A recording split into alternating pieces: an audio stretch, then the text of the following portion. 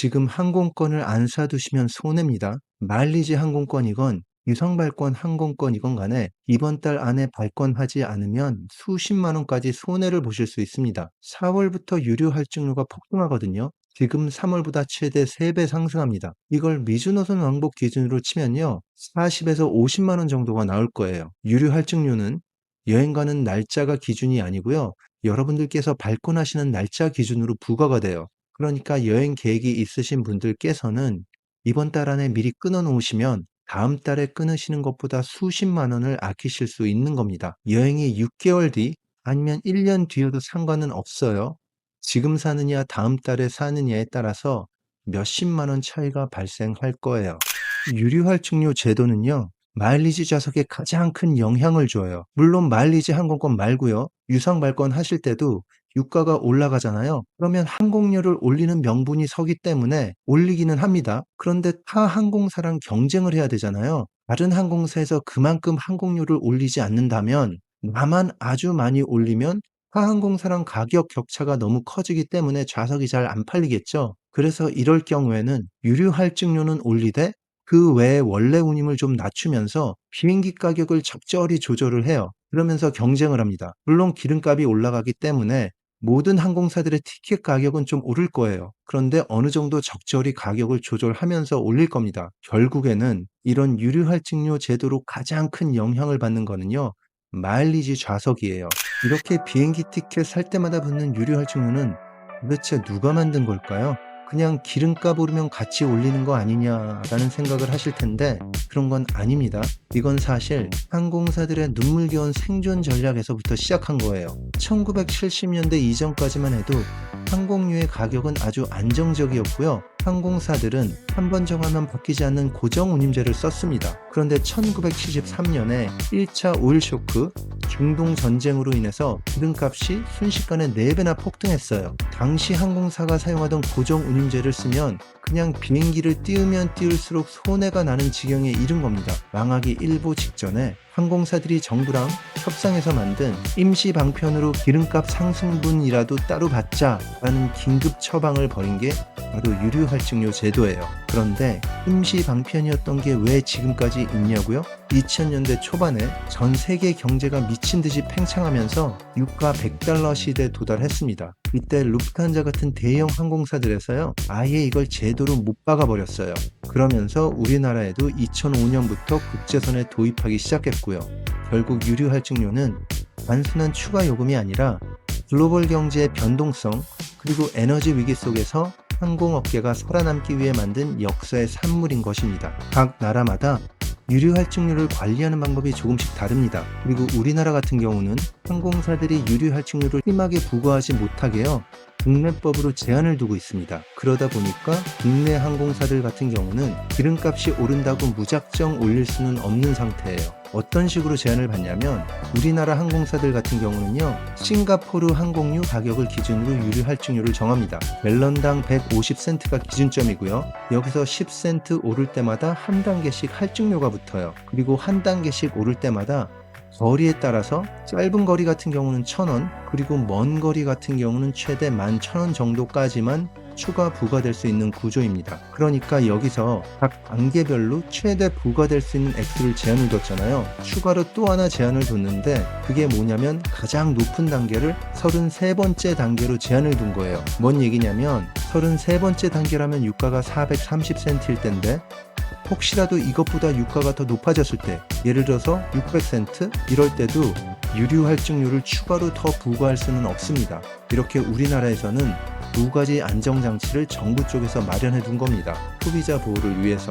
참고로 말씀드리면 2026년 3월에 유류 할증료 기준은요, 평균가가 204불 40센트였어요. 즉 6번째 단계였다는 얘기입니다. 그리고 4월달 기준이 될 평균 가격은 갤런당 327불 71센트입니다. 18단계로 뛰어버린 거죠. 3월에 비해서 3배가 넘어버린 겁니다. 결국 얼마 정도 오를 걸로 예상이 되냐면, 장거리인 미주 쪽 아니면 유럽 같은 경우는요, 각 단계별로 9,000원에서 11,000원 정도 오를 테니까 최대 13만 2천원 정도 추가로 오르는 겁니다. 이건 추가 금액이니까 총 유류 할증료는 원래 전쟁 전에 기름값이 오르기 전에 냈던 편도 66,000원 정도에다가 132,000원을 더한 198,000원 정도를 4월부터 내셔야 되는 거예요. 왕복으로 생각하면 총 유류 할증료가 40만 원 정도 되는 거고요. 아셔야 될 거는 지금 제가 말씀드리는 가격은 유류 할증료만의 가격이에요. 여러분들께서 내셔야 되는 세금은 추가로 여기서 더 붙을 겁니다. 그러니까 여행 계획이 있으시면요, 무조건 3월달 안에 4월이 되기 전에 발권해 두시는 걸 추천드립니다. 물론 혹시라도 여행 계획이 바뀌실 수 있으니까 취소 그리고 변경 수수료 관련된 부분 꼭 참고하시고 발권하시길 바랍니다.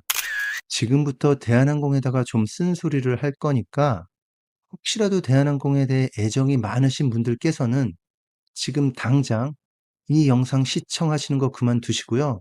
다른 영상 보시는 게 마음이 편하실 겁니다. 어떤 얘기를 할 거냐면, 이런 유류 할증료 제도를요, 대한항공이랑 아시아나항공은 법의 취약점을 찾아내서 악용하고 있습니다. 우리 소비자들한테 직접적으로 손해를 끼치면서 부당한 이득을 가져가고 있는 상태고요. 아시아나항공은 그나마 대한항공에 비해서 조금의 양심은 있어 보여요. 그런데 대한항공은 제가 보기에는 좀 악질적이에요. 제가 무슨 개인 감정이 있어서 대한항공 욕을 하겠습니까? 전 대한항공에 아무런 개인 감정도 없습니다. 이렇게 욕을 할 이유도 없고요. 그런데 영상 만들려고 자료 찾아보고 이것저것 알아보다 보니까 이건 너무하다 싶은 거예요. 우리나라를 대표하는 항공사가 이런 짓을 한다? 라는 게 처음에는 저도 믿어지지 않았습니다. 대한항공 측에서 법의 허점을 이용해서 유류 할증료 제도를 악용하는 부분은 크게 두 가지가 있습니다. 그 중에 하나는 우리나라에서 출발하는 항공편에 대해서는 국내법에 따라서 부과될 수 있는 유류 할증료가 방금 말씀드린 것처럼 유가가 많이 올라가도 어느 정도 제한을 뒀잖아요. 그런데 우리나라에서 출발하는 티켓이 아니고 위주나 유럽에서 출발하는 항공권으로 발권을 하면요, 국내법의 적용을 받지 않으니까 유류 할증료를 더 많이 부과할 수 있는 상태가 돼버립니다. 아까 말씀드린 국내법에서 적용되는 각 단계당 최대 11,000원까지만 부과할 수 있는 것도 적용이 안 되는 거고, 또 최고의 단계가 33단계인 것도 적용이 안 되는 거죠. 예를 들어서 미국 출발 항공권은 국내법을 따르지 않아도 되니까요. 그리고 미국 법을 따르면 되니까요. 그런데 사실상 미국은 유류 할증료에 대해서 따로 제한을 두지 않습니다. 그러다 보니까 대한항공 측에서는 마치 미국에서 출발하는 항공편은 어쩔 수 없이 유류 할증료를 국내 출발하는 항공편보다 더 많이 부과할 수밖에 없다, 미국 법을 따르니까, 라는 식으로 얘기를 하는데, 이건 반은 맞고 반은 틀린 거예요. 미국 법에서는요, 유류 할증료를 부과하건 부과하지 않건 그건 항공사가 알아서 하라라는 게 기본입니다. 하나의 예로요, 미국 내 항공사들은 대부분 유류 할증료 제도를 아예 선택하지 않고 있습니다. 그러니까 미국에서 출발한다고 해서 꼭 유류 할증료를 최대치로 부과하지 않아도 된다는 얘기예요. 그럼 외항사는 어떨까요? 대한항공은 미국 입장에서는 외항사잖아요. 그러면 유류 할증료를 내야 되는 거 아닌가? 라고 생각하시는 분들이 계실 텐데, 영국계 항공사인 버진 애틀랜틱 항공으로 예를 들어 볼게요. 일단 버진 애틀랜틱 같은 경우는요, 대한항공이랑 같은 스카이팀 소속입니다. 따라서 대한항공의 마일리지 좌석을 버진 애틀랜틱 항공의 마일리지를 가지고 계시면 이용하실 수 있습니다. 여기에 버진 애틀랜틱 앱에서 8월 11일에 샌프란시스코에서 인천으로 가는 대한항공편이 검색이 됩니다. 마일리지는 31,000마일만 필요하고요. 세금을 보시면 딱 31불이에요. 미화 31불, 유류 할증료가 없다는 얘기죠. 그런데 동일한 항공편을 대한항공 앱에서 검색을 해보면 이렇게 마일리지는 35,000마일 차감이 됩니다. 여기서 마일이 좀 차이 나는 건 이해를 해요. 항공사마다 마일 차감 기준이 다르니까. 근데 문제는 조금 전에 버진 애틀랜틱에서는 미화 31불만 부과했잖아요. 동일한 항공편에 대해서 대한항공에서는 총 284불 90센트를 부과하고 있어요. 이 중에서 항공사 부과 금액이라고 나와 있는 256불이 바로 유류 할증료입니다. 지금 환율로 37만 6천원 정도 되는 거고요. 좀 이상하죠? 아직 4월이 아니고 3월인데 37만 6천원이나 부과가 됐습니다. 편도인데. 이게 왜 그러냐면 바로 미국에서 출발을 하는 거니까 대한항공에서 국내법 적용을 받지 않아서 그냥 최대치로 부과해버린 겁니다. 그럼 한번 대한항공 인천 출발을 볼까요? 8월 31일에 인천 샌프란시스코 노선 같은 경우는요, 똑같이 35,000마일이 차감되죠. 그런데 총 세금은 미화 110불 83센트예요. 여기서 세부 내역을 보면 유류 할증료는 53불 20센트입니다. 방금 전에 미국 출발할 때 256불보다 대충 200불 정도 저렴하죠? 이런 식으로 대한항공 같은 경우는요, 미국 내에서 출발하는 항공권은 국내법 적용을 받지 않기 때문에 유류 할증료를 아주 최대치로 부과하는 정책을 쓰고 있습니다. 사실 이건 아시아나 항공도 똑같이 이렇게 해요. 대신에 아시아나 항공은 제휴 항공사에 대해서는 좀 더 투명한 방식으로 운영을 하고 있어요. 여러분들께서 유가가 오르는 다음 달에 미국 출발 항공권을 예약하시잖아요. 지금 내시는 유류 할증료 256불보다 훨씬 더 많은 유류 할증료를 낼 거예요. 절대로 이럴 때는요, 미국에서 출발하는 대한항공의 마일리지 항공권은 이용하시면 안 됩니다. 자, 그런데 사실 방금 제가 설명드린 부분에는 조금 모순이 있습니다. 대한항공 미국 출발 노선의 경우는요, 자기네 항공사의 마일리지 좌석, 대한항공이 직접 운항하는 노선, 자기들이 기름을 넣는 항공기니까 유류 할증료를 부과한 거고요. 사실 버진 애틀랜틱 같은 경우는 자기들이 기름 넣는 항공편이 아니잖아요. 제휴항공사의 노선이니까 유류 할증료를 부과할 명목이 없다라고 생각하실 수가 있어요. 충분히 납득이 가는 논리고, 저도 그래서 버진 애틀랜틱 항공에서는 대한항공 마일리지 좌석에 유류 할증료를 부과하지 않았다고 생각을 합니다. 그러면요, 이번에 한번 반대로 해볼까요? 버진 애틀랜틱의 마일리지 항공권을 버진 애틀랜틱 마일을 가지고 발권할 때랑 또 대한항공 마일을 가지고 발권할 때를 비교해 볼게요. 이번에는 편도 말고요, 왕복 노선을 가지고 비교를 해봐야 됩니다. 대한항공에서는 제휴항공사의 마일 좌석을 발권할 때 편도는 못하게 막아놨거든요. 이것도 제가 보기에는 좀 불합리해요. 근데 오늘 주제는 이거에 관한 건 아니니까 이에 대한 얘기는 이 영상에서 추가로 하지는 않겠습니다. 샌프란시스코에서 영국 히드로 공항까지 가는 노선인데 4월 22일 출발, 귀국은 5월 6일에 하는 노선을 한번 확인해 보겠습니다. 이 노선이 버진 애틀랜틱 항공에서 운항하는 노선이고요. 먼저 버진 애틀랜틱 항공 마일리지로 예약할 때를 볼게요. 총 마일 차감이요, 왕복 18,000마일밖에 되지 않습니다. 엄청 저렴하죠? 편도 거리가 5,351마일이에요. 우리나라에서 런던 가는 거리가 5,503마일인데 거의 차이가 없습니다. 이 정도 거리를 가면서 편도 9,000마일 정도로 가는 거예요. 세금은 이것저것 많이 붙습니다. 총 452불 33센트고요. 그런데 여기서 유류 할증료 자체만 보면 160불밖에 되지 않아요. 유류 할증료는 그렇게 나쁘지 않습니다. 원하루는 24만원 정도고요. 왕복 노선인 거 고려하면 그리 높은 액수는 아닌 것 같아요. 그런데 똑같은 노선을 대한항공 마일리지로 예약하잖아요. 왕복 마일 차감은 5만 마일이고요. 총 세금은 882불 33센트예요. 깜짝 놀라셨을 겁니다. 왜 이렇게 높지?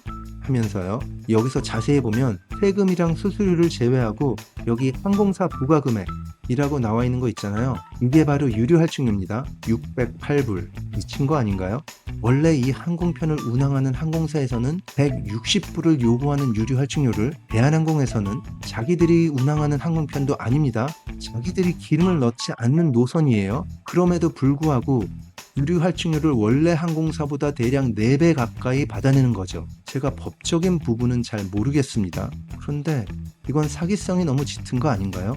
아무리 생각해봐도 이런 유류 할증료를 받아낼 수 있는 법적 근거가 있다는 것도 사실 놀랍습니다. 좀 아까 버진 애틀랜틱 항공에서 대한항공의 노선을 마일리지로 예약할 때 전혀 유류 할증료를 부과하지 않는 거랑 비교해보면 정말로 이해가 되지 않습니다. 우리나라에서 일반적으로요, 대한항공의 마일이 시장가가 높다라는 식으로 얘기를 해요.